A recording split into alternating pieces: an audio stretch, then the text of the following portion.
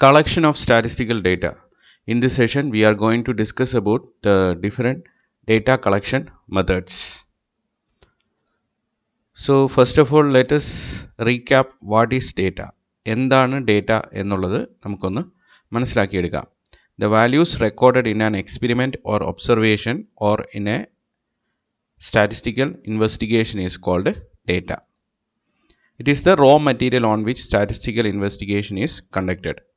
The data based on its source is divided into primary data and secondary data. രണ്ട് തരത്തിലുള്ള ഡേറ്റയാണ് ഉള്ളത്. Primary ഡേറ്റയും സെക്കൻഡറി ഡേറ്റയും. സോഴ്സിനെ ബേസ് ചെയ്തിട്ടുള്ള ഒരു ക്ലാസിഫിക്കേഷൻ സിസ്റ്റമാണ് ഇവിടെ നമ്മൾ ഫോളോ ചെയ്യുന്നത്. അപ്പോൾ പ്രൈമറി ഡേറ്റ എന്താണെന്നുള്ളതെന്ന് അനലൈസ് ചെയ്യാം. Primary data is the data collected by the investigator by himself or herself for the first time. അപ്പോൾ ആദ്യമായിട്ട് ഒരു ഇൻവെസ്റ്റിഗേറ്റർ ഡയറക്റ്റായിട്ട് കളക്ട് ചെയ്യുന്ന ഡേറ്റയാണ് പ്രൈമറി ഡേറ്റ എന്ന് പറയുന്നത്. It is the first hand information. അപ്പോൾ ഇത് വളരെ ഒറിജിനലാണ്. ആദ്യമായിട്ട് ഇൻവെസ്റ്റിഗേറ്റർ തന്നെ കളക്ട് ചെയ്യുന്നതാണ്. അപ്പോൾ ഒറിജിനൽ ഇൻഫർമേഷനാണ്. അതുപോലെ തന്നെ ആക്യുറേറ്റ് ആയിട്ടുള്ള പീസ് ഓഫ് ഇൻഫർമേഷനും ആണ്. അപ്പോൾ ഇതിൻ്റെ ഏറ്റവും വലിയ ഡ്രോബാക്ക്, പ്രൈമറി ഡേറ്റ കളക്ഷനുമായിട്ട് ബന്ധപ്പെട്ട ഏറ്റവും വലിയ ഡിഫിക്കൽട്ടി എന്ന് പറയുന്നത് മണി കൺസ്യൂമിംഗ് ആണ്, അതുപോലെ തന്നെ ടൈം കൺസ്യൂമിംഗ് ആണ്. ഈ രണ്ടാമത്തെ കാറ്റഗറിയാണ് secondary data. One which has already been collected by a source other than the present investigator. ഇപ്പോഴത്തെ ഇൻവെസ്റ്റിഗേറ്റർ അല്ലാതെ ഏതെങ്കിലും ഒരു ഏജൻസി നേരത്തെ തന്നെ കളക്ട് ചെയ്തിരിക്കുന്ന ഇൻഫർമേഷനെ യൂസ് ചെയ്യുവാണെങ്കിൽ അങ്ങനെയുള്ള ഇൻഫർമേഷന് പറയുന്ന പേരാണ് secondary data, already collected data. ഇപ്പോൾ പല സോഴ്സസിൽ നിന്നും സെക്കൻഡറി ഡേറ്റ കളക്ട് ചെയ്യാം. Published sources and unpublished sources. Published sources എന്ന് പറയുമ്പോൾ അതിനകത്ത് ഇൻ്റർനാഷണൽ പബ്ലിക്കേഷൻസ് വരും, official publications of central and state governments വരും, സെമി ഒഫീഷ്യൽ പബ്ലിക്കേഷൻസ് ഉണ്ടായിരിക്കും, ദെൻ കമ്മിറ്റി റിപ്പോർട്ട്സ് ഉണ്ടായിരിക്കും, പ്രൈവറ്റ് ആയിട്ടുള്ള പബ്ലിക്കേഷൻസ് വരും. ഇനി അൺപബ്ലിഷ്ഡ് സോഴ്സസ് എന്ന് പറയുന്നത് ഉദ്ദേശിക്കുന്നത് ഗവൺമെൻറ്റൽ ഏജൻസീസ് അല്ലെങ്കിൽ പ്രൈവറ്റ് ഏജൻസീസ് അതുപോലെ തന്നെ യൂണിവേഴ്സിറ്റീസ് ഒക്കെ സൂക്ഷിച്ചിരിക്കുന്ന പബ്ലിഷ്ഡ് അല്ലാത്ത രീതിയിലുള്ള റിസർച്ച് റിലേറ്റഡ് ആയിട്ടുള്ള ഡേറ്റ. ഗവൺമെൻറ് സൂക്ഷിക്കുന്ന പല മേഖലകളുമായിട്ട് ബന്ധപ്പെട്ട വളരെ സീക്രസിയുള്ള ഒരു രീതിയിലും പബ്ലിക്കിന് ആക്സസിബിൾ അല്ലാത്ത തരത്തിലുള്ള ഇൻഫർമേഷൻ, അതിനെയൊക്കെ അൺപബ്ലിഷ്ഡ് ഡേറ്റ അല്ലെങ്കിൽ സോഴ്സസ് ആയിട്ട് നമുക്ക് കൺസിഡർ ചെയ്യാം. ഇപ്പോൾ ഇതിൻ്റെ ഈ സെക്കൻഡറി ഡേറ്റയുടെ ഏറ്റവും വലിയൊരു ഡ്രോബാക്ക് എന്ന് പറയുന്നത് ഒരു ഇൻവെസ്റ്റിഗേറ്റർ ആ സെക്കൻഡറി ഡേറ്റയെ റിലൈ ചെയ്യുമ്പോൾ അയാളുടെ ഇൻവെസ്റ്റിഗേഷനിൽ ഈ സെക്കൻഡറി ഡേറ്റ ഉപയോഗിക്കുമ്പോൾ the reliability of data should be checked by the investigator ആ ഡേറ്റയുടെ ഒറിജിനാലിറ്റി, അത് ജെനുവിൻ ആണോ അല്ലയോ, അല്ലെങ്കിൽ അയാളുടെ ഇൻവെസ്റ്റിഗേഷന് ഈ പർട്ടിക്കുലർ ഡേറ്റ കൊണ്ട് പ്രയോജനമുണ്ടോ ഇല്ലയോ എന്നുള്ള കാര്യങ്ങൾ കൃത്യമായിട്ട് അറിഞ്ഞിരിക്കണം, അത് ചെക്ക് ചെയ്തിരിക്കണം. എന്നാൽ മാത്രമേ ഉള്ളൂ അങ്ങനെ ഡേറ്റ ഉപയോഗിക്കാൻ പറ്റുകയുള്ളൂ. എന്നാൽ മാത്രമേ ഉള്ളൂ അയാളുടെ ഇൻവെസ്റ്റിഗേഷൻ വളരെ ആക്യുറേറ്റ് ആയിട്ട് മാറുകയുള്ളൂ. അപ്പോൾ ജെനുവിനിറ്റിയും റിലയബിലിറ്റിയും ഒക്കെ ചെക്ക് ചെയ്യണം. അപ്പോൾ ഇതിൻ്റെ കളക്ഷൻ മെത്തേഡ് എന്ന് പറയുന്നത് വളരെ എക്സ്പെൻസീവ് അല്ലാത്ത ഒരു മെത്തേഡാണ്. അതുപോലെ തന്നെ ടൈം സേവിങ് ആയിട്ടുള്ള ഡേറ്റ കളക്ഷൻ മെത്തേഡ്സ് ആണ് സെക്കൻഡറി ഡേറ്റയുമായിട്ട് ബന്ധപ്പെട്ട് ഉള്ളത്. അപ്പോൾ നമുക്കിതിനെ ഒന്ന് സമ്മറൈസ് ചെയ്യാം. പ്രൈമറി ഡേറ്റയും സെക്കൻഡറി ഡേറ്റയും ഒരു ടേബിൾ ഉപയോഗിച്ചിട്ട് ഇവിടെ കമ്പയർ ചെയ്തിരിക്കുകയാണ്. പല ക്രൈറ്റീരിയയെ ബേസ് ചെയ്തിട്ടാണ് ഈ കമ്പാരിസൺ. First criteria originality.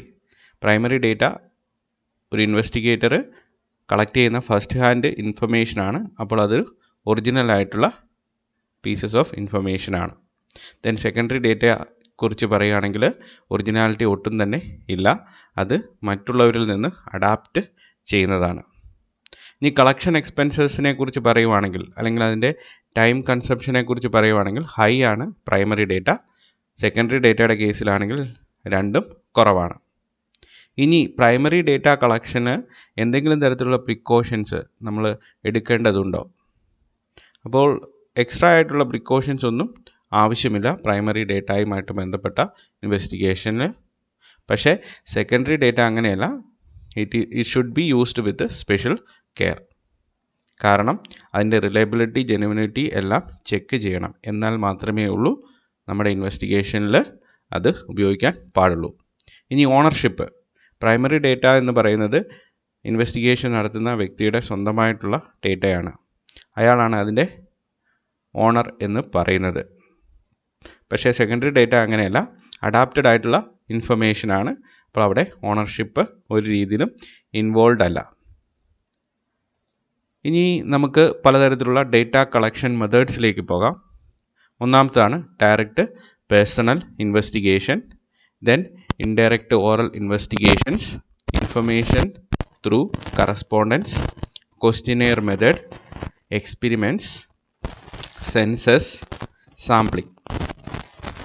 ഈ മെത്തേഡ്സ് എല്ലാം ഉപയോഗിച്ചിട്ട് ഡേറ്റയെ കളക്ട് ചെയ്യാൻ സാധിക്കും. First one, direct personal investigation. ഇപ്പോൾ ഇവിടെ ഡയറക്റ്റ് കോണ്ടാക്റ്റിൽ ഇൻവെസ്റ്റിഗേറ്റർ അദ്ദേഹം നടത്തുന്ന സ്റ്റഡിയുമായിട്ട് ബന്ധപ്പെട്ട വ്യക്തികളുമായിട്ട് ഉണ്ടാക്കി അദ്ദേഹം ഡേറ്റ കളക്ട് ചെയ്യുന്നു. അപ്പോൾ ഡയറക്റ്റായിട്ട് ഒരു ഫേസ് ടു ഫേസ് കോൺവെർസേഷൻ മിക്കവാറും ഇതിനകത്ത് ഇൻവോൾവ് ആണ്. Investigator contact sources of information directly and personally. അപ്പോൾ ഇത് ഏത് സിറ്റുവേഷനിലാണ് സ്യൂട്ടബിൾ ആണ് എന്നുള്ളതാണ് നമുക്ക് നോക്കേണ്ടത്. This particular method is suitable when the study area is limited. അതായത് number of subjects under the investigation is less. അങ്ങനെയുള്ള സിറ്റുവേഷനിൽ അല്ലെങ്കിൽ പോപ്പുലേഷനകത്തുള്ള ഐറ്റംസിൻ്റെ എണ്ണം കുറവായിരിക്കുമ്പോൾ ഈ പർട്ടിക്കുലർ മെത്തേഡ് ഡേറ്റ കളക്ഷന് വേണ്ടിയിട്ട് ഉപയോഗിക്കാം. അതുപോലെ തന്നെ high degree of accuracy is needed. ആ സിറ്റുവേഷനിലും ഡയറക്റ്റ് പേഴ്സണൽ ഇൻവെസ്റ്റിഗേഷനാണ് ഉപയോഗിക്കേണ്ടത്. അതായത് വേറൊരാളുടെ ഏജൻസി ഒന്നും ഉപയോഗിച്ചിട്ടല്ല ഇവിടെ ഇൻഫർമേഷൻ കളക്ട് ചെയ്യുന്നത്. ഇൻവെസ്റ്റിഗേഷനുമായിട്ട് ബന്ധപ്പെട്ട സബ്ജക്ട്സ് അല്ലെങ്കിൽ ഐറ്റംസ് അല്ലെങ്കിൽ ഇൻഡിവിജ്വൽസ്, അവരുമായിട്ട് ഡയറക്റ്റായിട്ട് ഇൻവെസ്റ്റിഗേറ്റർ കോണ്ടാക്ട് ചെയ്ത് ഇൻഫർമേഷൻ ഗ്യാദർ ചെയ്യുകയാണ്. അപ്പോൾ ഹൈലി ആക്യുറേറ്റ് ആയിട്ടുള്ള റിലയബിൾ ആയിട്ടുള്ള ഡേറ്റ ആയിരിക്കും അവിടെ നിന്ന് കിട്ടുന്നത്. അപ്പോൾ ആക്യുറസി കൂടുതൽ ആവശ്യമുള്ള ഘട്ടങ്ങളിൽ അങ്ങനെയുള്ള ഇൻവെസ്റ്റിഗേഷനിൽ ഡയറക്റ്റ് പേഴ്സണൽ ഇൻ്റർവ്യൂ ആണ് ഉപയോഗിക്കുന്നത്. അതുപോലെ തന്നെ വളരെ കോൺഫിഡൻഷ്യൽ ആയിട്ടുള്ള ഇൻവെസ്റ്റിഗേഷൻസ് ആണ് ഉദ്ദേശിക്കുന്നതെങ്കിൽ അവിടെയും ഡയറക്റ്റ് പേഴ്സണൽ ഇൻ്റർവ്യൂ ആണ് ചെയ്യേണ്ടത്. അപ്പോൾ വേറൊരാളുടെ ഏജൻസി ഇല്ലാത്തത് കൊണ്ട് ആ കോൺഫിഡൻഷ്യൽ ആയിട്ടുള്ള ഇൻഫർമേഷൻ ലീക്ക് ഔട്ടായി പോവുമോ എന്നുള്ള സംശയം ഒരിക്കലും ഉണ്ടാവത്തില്ല. അതിൻ്റെ കോൺഫിഡൻഷ്യാലിറ്റി അതേപോലെ തന്നെ മെയിൻറ്റെയിൻ ചെയ്യാൻ സാധിക്കും. അപ്പോൾ മെറിറ്റ്സ് എന്തൊക്കെയാണെന്ന് നോക്കാം. കളക്ട് ചെയ്യുന്ന ഡേറ്റ വളരെ ഒറിജിനൽ ആയിരിക്കും, ഫസ്റ്റ് ഹാൻഡ് ഇൻഫർമേഷൻ തന്നെയാണ്, ദെൻ റിലയബിൾ ആയിരിക്കും, ആക്യുറേറ്റ് ആയിരിക്കും. ഇതിൻ്റെ ഡീമെറിറ്റ്സ് എന്ന് പറയുന്നത് വളരെ കോംപ്ലക്സ് ആയിട്ടുള്ളൊരു പ്രോസസ്സാണ്. സ്റ്റഡി ഏരിയ കുറവാണെന്ന് പറഞ്ഞാൽ പോലും കൂടുതൽ എഫേർട്ട് ഇൻവെസ്റ്റിഗേറ്റർക്ക് എടുക്കേണ്ടി വരുന്നു. അതുപോലെ തന്നെ എക്സ്പെൻസീവ് ആണ്, ടൈം കൺസ്യൂമിംഗ് ആണ്, not suitable in large populations. ഇതൊക്കെയാണ് ഇതിൻ്റെ ഡീമെറിറ്റ്സ്. ഇനി അടുത്താണ് ഇൻഡയറക്റ്റ് ഓറൽ ഇൻവെസ്റ്റിഗേഷൻ. ഇപ്പോൾ ഇവിടെ ഡേറ്റ കളക്ട് ചെയ്യപ്പെടുന്നത് through some individuals called witnesses. ഇപ്പോൾ വിറ്റ്നസസ് എന്ന് പറയുന്ന ഇൻഡിവിജ്വൽസിൽ നിന്നാണ് ഡേറ്റ കളക്ട് ചെയ്യുന്നത്. അതായത് ഒരു ഇൻവെസ്റ്റിഗേഷൻ്റെ ഡയറക്റ്റ് സബ്ജക്ട്സ്, ആ ഇൻവെസ്റ്റിഗേഷനുമായിട്ട് ബന്ധപ്പെട്ട ഡയറക്റ്റ് ഇൻഡിവിജ്വൽസ് ഇവിടെ ഇൻവെസ്റ്റിഗേറ്റ് ചെയ്യപ്പെടുന്നില്ല. അതായത് അവരെ ഡയറക്റ്റ് ഇൻവെസ്റ്റിഗേറ്റർ കോണ്ടാക്ട് ചെയ്യുന്നില്ല. അതിന് പകരമായിട്ട് അവരുമായിട്ട് റിലേറ്റഡ് ആയിട്ടുള്ള വ്യക്തികൾ അല്ലെങ്കിൽ അവരെക്കുറിച്ച് അല്ലെങ്കിൽ ഈ പറഞ്ഞ ഇൻവെസ്റ്റിഗേഷനെ കുറിച്ച് ഇൻഫർമേഷൻ പ്രൊവൈഡ് ചെയ്യാൻ കേപ്പബിൾ ആയിട്ടുള്ള ഇൻഡയറക്റ്റ് ആയിട്ടുള്ള ഇൻഡിവിജ്വൽസുമായിട്ട് കോണ്ടാക്ട് ചെയ്യുന്നു, അവരിൽ നിന്ന് ഇൻഫർമേഷൻ കളക്ട് ചെയ്യുന്നു. അതായത് എന്നെക്കുറിച്ചുള്ള അല്ലെങ്കിൽ ഞാനൊരു ഇൻവെസ്റ്റിഗേഷൻ്റെ ഭാഗമായിട്ടുള്ള ഒരു സബ്ജക്റ്റ് ആണെങ്കിൽ എന്നോട് ഡയറക്റ്റായിട്ട് ആ ഇൻവെസ്റ്റിഗേറ്റർ ചോദ്യങ്ങൾ ചോദിക്കുന്നില്ല, അല്ലെങ്കിൽ എൻ്റെ കയ്യിൽ നിന്ന് ഡയറക്റ്റായിട്ട് ഇൻഫർമേഷൻ എടുക്കുന്നില്ല.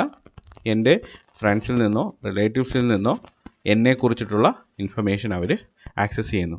അപ്പോൾ ആ ഫ്രണ്ട്സ് റിലേറ്റീവ്സിനെയൊക്കെ വിറ്റ്നസ്സസ് ആയിട്ട് കൺസിഡർ ചെയ്യാം. അവരിൽ നിന്നാണ് ഇൻവെസ്റ്റിഗേറ്റർ ഡേറ്റ കളക്ട് ചെയ്യുന്നത്. അപ്പോൾ ഇത് ഏതൊക്കെ സിറ്റുവേഷനിലാണ് സ്യൂട്ടബിൾ ആയിരിക്കുന്നത് എന്നുള്ളതാണ് നോക്കേണ്ടത്. ഏരിയ വളരെ ലാർജ് ആയിരിക്കുമ്പോൾ, അതുപോലെ തന്നെ വളരെ സെൻസിറ്റീവ് ആയിട്ടുള്ള ഇൻഫർമേഷനുമായിട്ടുള്ള ഇൻവെസ്റ്റിഗേഷൻ ഒരു ഇൻവെസ്റ്റിഗേറ്റർ ക്യാരി ഔട്ട് ചെയ്യുമ്പോൾ, അതായത് ഡയറക്റ്റായിട്ട് ആ സബ്ജക്റ്റുമായിട്ട് കോണ്ടാക്ട് ചെയ്യുന്നത് കുറച്ച് ബുദ്ധിമുട്ടാണ്. അതുപോലെ തന്നെ അത് വളരെ സെൻസിറ്റീവായിട്ടുള്ള ഒരു തരത്തിലുള്ള ഇൻവെസ്റ്റിഗേഷൻ ആയതുകൊണ്ട് ഡയറക്റ്റ് കോണ്ടാക്റ്റ് എന്ന് പറയുന്നത് ഈ ഇൻവെസ്റ്റിഗേഷനെ നെഗറ്റീവായിട്ട് ഇമ്പാക്റ്റ് ചെയ്യും. അതുകൊണ്ട് അയാൾ എന്ത് ചെയ്യുന്നു? വിറ്റ്നസ്സിനെ ഉപയോഗിച്ചിട്ട് സബ്ജക്ട്സുമായിട്ട് റിലേറ്റഡ് ആയിട്ടുള്ള ഇൻഫർമേഷൻ കളക്ട് ചെയ്യുന്നു. അപ്പോൾ ഇതിൻ്റെ മെറിറ്റ്സ് എന്തൊക്കെയാണെന്ന് നോക്കാം. യൂസ്ഫുൾ ഇൻ ലാർജ് ഏരിയാസ്, എക്കണോമിക്കലാണ്, ടൈം ഒക്കെ വളരെയധികം സേവ് ചെയ്യാൻ സാധിക്കും.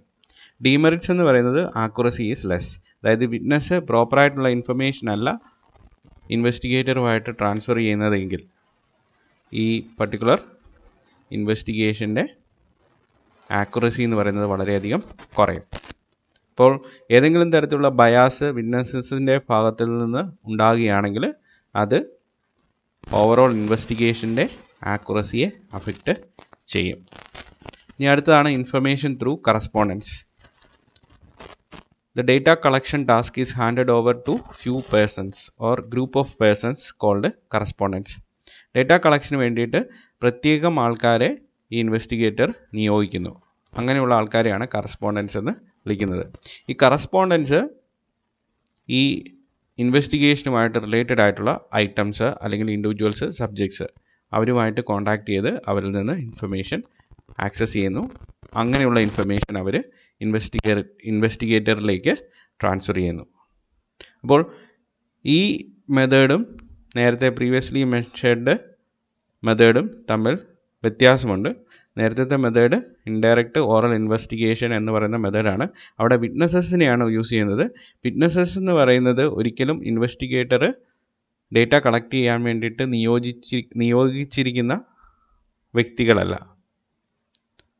അവർ ഈ ഇൻവെസ്റ്റിഗേഷനുമായിട്ട് റിലേറ്റഡ് ആയിട്ടുള്ള ഡയറക്റ്റ് സബ്ജക്ട്സുമായിട്ട് കോണ്ടാക്റ്റ് ഉള്ള ഡേറ്റ പ്രൊവൈഡ് ചെയ്യാൻ കേപ്പബിൾ ആയിട്ടുള്ള ഇൻഡിവിജ്വൽസാണ്.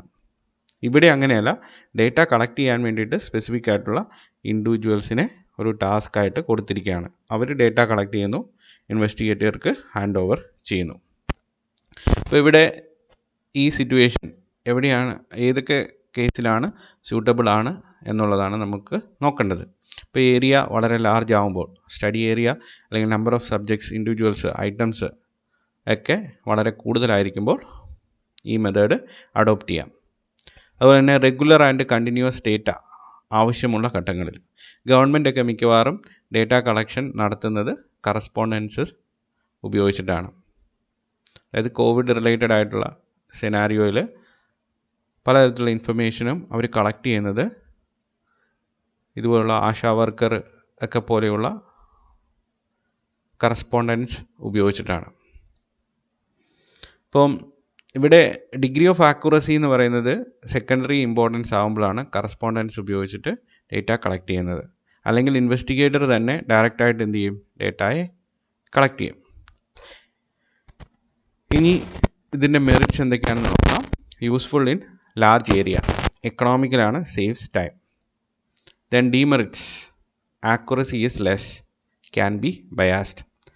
അപ്പോൾ ഇതിനകത്ത് ബയാസ് ഇൻവോൾവ് ആകാനുള്ള സാധ്യതയുണ്ട്. അതായത് നല്ല ജെനുവിനായിട്ടുള്ള ഇൻഡിവിജ്വൽസ് അല്ല കറസ്പോണ്ടൻസ് എന്ന് പറയുന്ന കാറ്റഗറിയിലേക്ക് ഡേറ്റ കളക്ഷന് വേണ്ടിയിട്ട് നിയോഗിക്കുന്നതെങ്കിൽ അങ്ങനെയുള്ള ഇൻഡിവിജ്വൽസിൻ്റെ ഭാഗത്തു നിന്ന് ഏതെങ്കിലും തരത്തിലുള്ള വീഴ്ചകൾ ഉണ്ടായിക്കഴിഞ്ഞാൽ അത് ഡേറ്റ കളക്ഷനെ അഫക്റ്റ് ചെയ്യും. അപ്പോൾ the data can be biased, അതാണ് പ്രശ്നം. ഇനി അടുത്താണ് ക്വസ്റ്റിനെയർ മെത്തേഡ്. ക്വസ്റ്റിനെയർ എന്ന് പറയുന്നത് it is A method for data collection which contains set of questions that should be answered by the subjects coming under the investigation. അപ്പോൾ statistical ഇൻവെസ്റ്റിഗേഷനുമായിട്ട് ബന്ധപ്പെട്ട ഇൻഡിവിജ്വൽസിലേക്ക് investigator കൊടുക്കുന്ന ഒരു സെറ്റ് ഓഫ് ക്വസ്റ്റ്യൻസ് ആണ് questionnaire എന്ന് പറയുന്നത്. അപ്പോൾ ഈ ഇൻവെസ്റ്റിഗേഷനകത്ത് ഇൻവോൾവ് ആയിരിക്കുന്ന വ്യക്തികൾ ഈ ക്വസ്റ്റ്യൻസ് പ്രോപ്പറായിട്ട് ജെന്യുവനായിട്ട് ആൻസർ ചെയ്ത് ഇൻവെസ്റ്റിഗേറ്ററുടെ കയ്യിലേക്ക് കൈമാറണം. ഇതാണ് ഇതുകൊണ്ട് ഉദ്ദേശിക്കുന്നത്. അപ്പോൾ ഇൻവെസ്റ്റിഗേറ്റർ സബ്ജക്ട്സിൽ നിന്ന്, ഇൻഡിവിജ്വൽസിൽ നിന്ന് ഏതൊക്കെ തരത്തിലുള്ള ഇൻഫർമേഷനാണോ കളക്ട് ചെയ്യാൻ ഉദ്ദേശിക്കുന്നത് അതുമായിട്ട് റിലേറ്റഡ് ആയിട്ടുള്ള എല്ലാ ക്വസ്റ്റ്യൻസും ഈ ക്വസ്റ്റ്യനെയറിനകത്ത് അദ്ദേഹം കൊടുത്തിരിക്കും. അപ്പോൾ വ്യക്തമായിട്ടുള്ളൊരു പ്ലാനിങ്ങോടെ ആയിരിക്കണം ക്വസ്റ്റ്യനെയർ എന്ന് പറയുന്ന ആ പർട്ടിക്കുലർ ഡേറ്റ കളക്ഷൻ മെത്തേഡ് ഉപയോഗിക്കേണ്ടത്. അപ്പോൾ ഇത് ഏതൊക്കെ സിറ്റുവേഷനിലാണ് സ്യൂട്ടബിൾ? ഏരിയ വളരെ കൂടുതലാവുമ്പോൾ, അതായത് number of subjects under the study അത് വളരെ കൂടുതലാവുമ്പോൾ ക്വസ്റ്റ്യനെയർ മെത്തേഡ് ഉപയോഗിക്കാം. അപ്പോൾ വളരെ കൺവീനിയൻ്റ് ആയിട്ടുള്ള മെത്തേഡാണ്, ഇക്കണോമിക്കൽ മെത്തേഡാണ്, ടൈം കൺസപ്ഷനും വളരെ കുറവാണ്. ഇതൊക്കെയാണ് അതിൻ്റെ മെറിറ്റ്സ്. ഡിമെറിറ്റ്സ് പറയുകയാണെങ്കിൽ accuracy is less, can be biased. അതായത് ക്വസ്റ്റ്യനെയർ ഒരു സബ്ജക്റ്റിൻ്റെ കയ്യിൽ കിട്ടിയിരിക്കുകയാണെന്ന് വിചാരിക്കുക. ഞാനൊരു ഇൻവെസ്റ്റിഗേഷൻ്റെ ഭാഗമാണ്, എൻ്റെ കയ്യിലേക്ക് ഒരു ക്വസ്റ്റ്യനെയർ ഒരു ഇൻവെസ്റ്റിഗേറ്റർ തന്നിരിക്കുക ആണെന്ന് വിചാരിക്കുക. ഞാൻ വളരെ ജെന്യുവനായിട്ടല്ല ഈ കൊടുത്തിരിക്കുന്ന ക്വസ്റ്റ്യൻസിന് ആൻസർ ചെയ്യുന്നത് എങ്കിൽ ഇൻവെസ്റ്റിഗേറ്റർ ഉദ്ദേശിച്ച രീതിയിലുള്ള ഡേറ്റ കളക്ഷൻ നടക്കില്ല. അപ്പോൾ ജെന്യുവനായിട്ടുള്ള ഉത്തരങ്ങൾ ഈ ക്വസ്റ്റ്യൻസിന് കിട്ടിയാൽ മാത്രമേ ഉള്ളൂ ക്വസ്റ്റ്യനെയർ മെത്തേഡ് ഡേറ്റ കളക്ഷന് വളരെ എഫക്റ്റീവായിട്ടുള്ള ഒരു മെത്തേഡ് ആവത്തുള്ളൂ. അപ്പോൾ ബയാസ് എന്ന് പറയുന്നത് ഇവിടെ ഇൻവോൾവ് ആവും. ആൾക്കാർ അവരുടെ മുൻധാരണകളും മുൻവിധികളും ഒക്കെ വെച്ചിട്ട് വേണമെങ്കിൽ ഈ ക്വസ്റ്റ്യൻസിനെ ആൻസർ ചെയ്യാം. അപ്പോൾ ഇവിടെ ഒരു സാമ്പിൾ ക്വസ്റ്റ്യനെയറാണ് ഇവിടെ കൊടുത്തിരിക്കുന്നത്. അപ്പോൾ ആദ്യമേ തന്നെ അതിന് കുറേ കമ്പോണൻസ് ഉണ്ട്. അപ്പോൾ ആദ്യമേ തന്നെ ക്വസ്റ്റ്യനെയറിനകത്ത് അതിൻ്റെ ഒബ്ജക്റ്റീവ് മെൻഷൻ ചെയ്തിരിക്കണം. അതിനുശേഷം സിമ്പിൾ ടു കോംപ്ലക്സ് ക്വസ്റ്റ്യൻസ് ആയിട്ട്, അങ്ങനെ കോംപ്ലക്സിറ്റി കൂടിയേ പോകാൻ പാടുള്ളൂ. അതായത് വളരെ കോംപ്ലക്സ് ആയിട്ടുള്ള ക്വസ്റ്റ്യൻസ് ഒരിക്കലും ഈ ക്വസ്റ്റ്യനെയറിനകത്ത് ഉപയോഗിക്കാൻ പാടില്ല എന്നാണ് പറയുന്നത്. പക്ഷേ എന്നിരുന്നാൽ പോലും ആദ്യമേ വളരെ ബേസിക് ക്വസ്റ്റ്യൻസും പിന്നീട് നമ്മുടെ ഇൻവെസ്റ്റിഗേഷനുമായിട്ട് കുറച്ചുകൂടെ സ്പെസിഫിക്കലി റിലേറ്റഡ് ആയിട്ടുള്ള ക്വസ്റ്റ്യൻസും കൊണ്ടുവരിക, അങ്ങനെയൊക്കെ ആണ് ചെയ്യേണ്ടത്. അപ്പോൾ ആദ്യത്തെ ഇതിൽ തന്നെ എന്തിനാണ് ഈ ക്വസ്റ്റ്യനെയർ എന്നുള്ളത് വ്യക്തമായിട്ട് ക്വസ്റ്റ്യനെയർ ആൻസർ ചെയ്യുന്ന വ്യക്തിക്ക് മനസ്സിലാവുന്ന രീതിയിൽ വളരെ പ്രിസൈസ് ആയിട്ട് അതിനെ ഡിസ്ക്രൈബ് ചെയ്തിരിക്കണം. പിന്നീടാണ് ക്വസ്റ്റ്യൻസ് വരേണ്ടത്. അപ്പോൾ ഒരു ഐഡിയൽ ക്വസ്റ്റ്യനെയറിന് വേണ്ട ഘടകങ്ങൾ എന്തൊക്കെയാണ് എന്നുള്ളതാണ് നമുക്ക് അനലൈസ് ചെയ്യേണ്ടത്. അപ്പോൾ ഇതിൻ്റെ അകത്തുള്ള questions should be small and simple. വളരെ കോംപ്ലിക്കേറ്റഡ് ആയിട്ടുള്ള ക്വസ്റ്റ്യൻസ് ഒന്നും കൊടുക്കാൻ പാടില്ല. കൂടുതൽ സമയമെടുത്ത് വായിച്ച് മനസ്സിലാക്കി അതിന് ഉത്തരം തരാൻ ആരും തയ്യാറാവില്ല. അപ്പോൾ ക്വസ്റ്റ്യൻ എന്ന് പറയുന്നത് വളരെ സിമ്പിൾ ആയിരിക്കണം, ചെറുതായിരിക്കണം. പിന്നെ ക്വസ്റ്റ്യൻസ് പല രീതിയിൽ കൊടുക്കാം. മൾട്ടിപ്പിൾ ചോയ്സ് ക്വസ്റ്റ്യൻസ് ഉണ്ടായിരിക്കണം. സ്പെസിഫിക് ഇൻഫർമേഷൻ ക്വസ്റ്റ്യൻസ് എന്ന് പറയുന്നത് കാറ്റഗറി ക്വസ്റ്റ്യൻസ് ഉണ്ടായിരിക്കണം. പിന്നെ ഓപ്പൺ ക്വസ്റ്റ്യൻസ് എന്ന് പറയുന്ന സ്പെസിഫിക് ആയിട്ടുള്ള ടൈപ്പ് ക്വസ്റ്റ്യൻസും ഉണ്ടായിരിക്കണം. ഇപ്പോൾ മൾട്ടിപ്പിൾ ചോയ്സ് ക്വസ്റ്റ്യൻസിനകത്ത് നിങ്ങൾക്ക് അറിയാമല്ലോ, അതിനകത്ത് ഒന്നിൽ കൂടുതൽ ഓപ്ഷൻസ് കൊടുത്തിട്ടുണ്ടായിരിക്കും. അതിനകത്ത് ഏതെങ്കിലും ഒരെണ്ണം ഈ ഇൻവെസ്റ്റിഗേഷൻ്റെ ഭാഗമായിട്ടുള്ള ഇൻഡിവിജ്വൽ സെലക്ട് ചെയ്യണം. For example, which of the following means you use for cooking? Gas, coal, kerosene, wood, power, solar. ഇതിനകത്ത് ഏതെങ്കിലും അവർക്ക് സെലക്ട് ചെയ്യാം. ഇനിയുള്ളത് സ്പെസിഫിക് ഇൻഫർമേഷൻ ക്വസ്റ്റ്യൻസ് എന്നുള്ളതാണ്. ഇപ്പോൾ ചില കാര്യങ്ങളെക്കുറിച്ച് സ്പെസിഫിക് ആയിട്ടുള്ള ആൻസർ നമുക്ക് വേണമെങ്കിൽ നമ്മൾ സ്പെസിഫിക് ഇൻഫർമേഷൻ ക്വസ്റ്റ്യൻസ് ഉപയോഗിക്കാം. What is your age? അത് മൾട്ടിപ്പിൾ ചോയ്സ് ക്വസ്റ്റ്യൻസ് ആയിട്ട് നമുക്ക് കൊടുക്കാൻ ലിമിറ്റേഷൻസ് ഉണ്ട്. അപ്പോൾ അതിന് സ്പെസിഫിക് ആയിട്ടുള്ള ആൻസറാണ് വരേണ്ടത്. എൻ്റെ വയസ്സ് ഇത്രയാണ് എന്ന് സ്പെസിഫിക് ആയിട്ട് അവർക്ക് മെൻഷൻ ചെയ്യാൻ പറ്റണം. അപ്പോൾ ഇങ്ങനെയുള്ള ക്വസ്റ്റ്യൻസ് കൊടുക്കുന്നതുകൊണ്ട് കുഴപ്പമില്ല, കാരണം അവർക്ക് ആ ഒരു നമ്പർ മാത്രം ഇൻപുട്ട് ചെയ്താൽ മതി. അപ്പോഴും അവരുടെ എഫേർട്ട് എന്ന് പറയുന്നത് വളരെ കുറവ് മാത്രമാണ്. What is your occupation? What is the level of your education? ഇതൊക്കെ വളരെ സിമ്പിളായിട്ടുള്ള ക്വസ്റ്റ്യൻസ് ആണ്, സ്പെസിഫിക് ക്വസ്റ്റ്യൻസ് ആണ്. ഇനിയുള്ളത് ഓപ്പൺ ക്വസ്റ്റ്യൻസ് എന്ന് പറയുന്ന കാറ്റഗറിയാണ്. ഇവിടെ ഓപ്പൺ ക്വസ്റ്റ്യൻസിൽ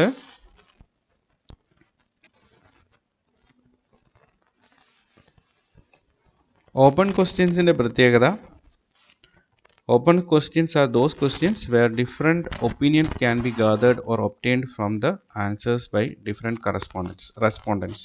അപ്പോൾ how will you solve transport problem in Madras city or in a particular city?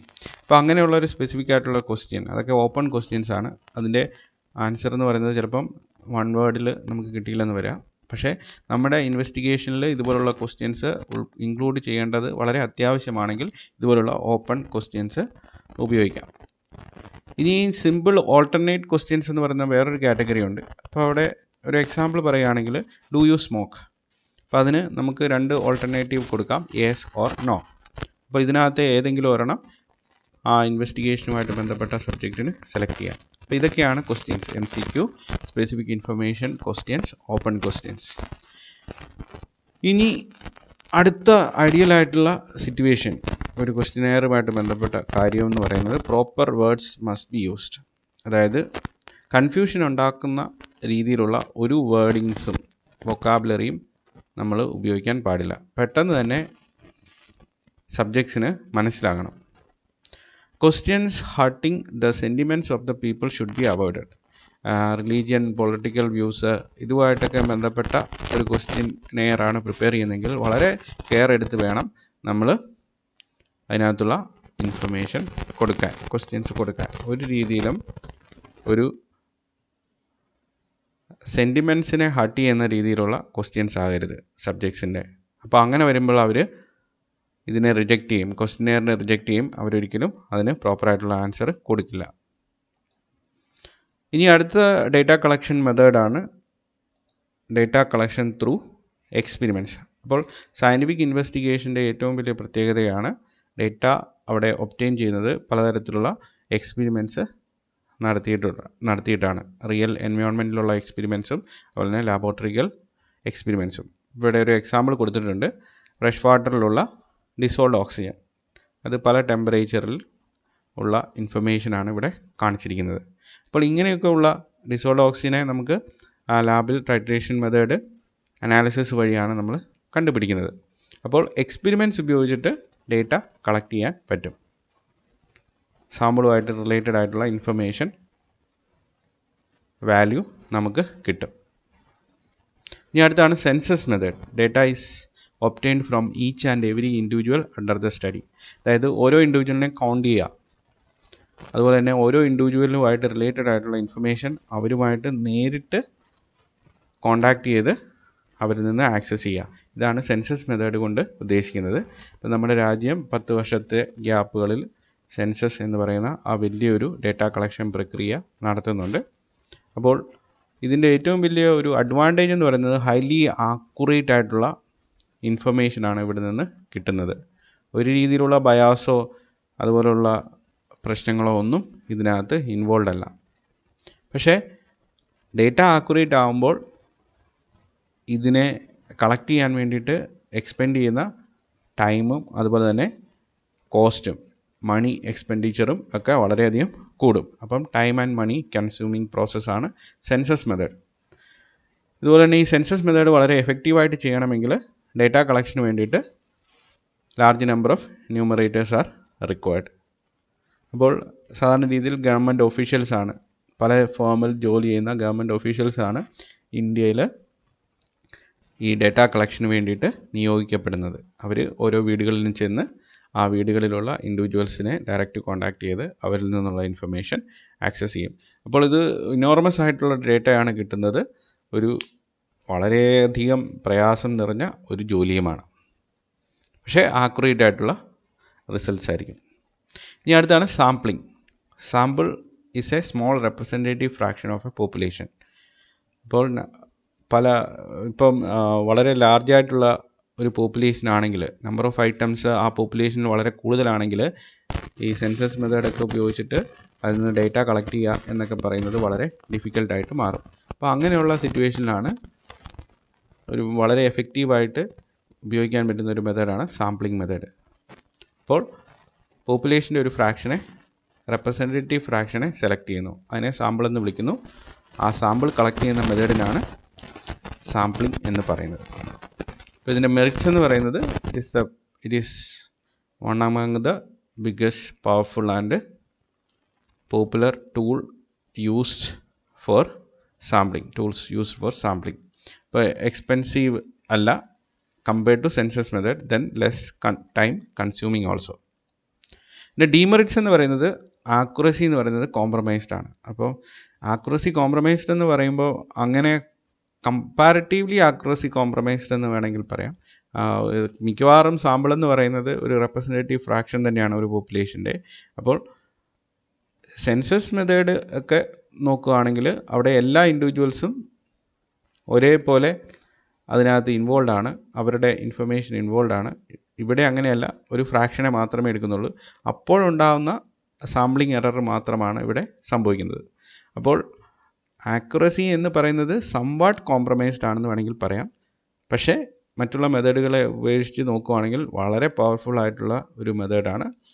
വളരെ പോപ്പുലറായിട്ട് നമുക്ക് ചെയ്യാൻ പറ്റുന്ന, എഫക്റ്റീവായിട്ട് പ്രാക്ടിക്കലായിട്ട് ചെയ്യാൻ പറ്റുന്ന ഒരു മെത്തേഡാണ് സാമ്പിളിംഗ്. ഇപ്പോൾ പലതരത്തിലുള്ള സാമ്പിളിംഗ് മെത്തേഡ്സ് ഉണ്ട്.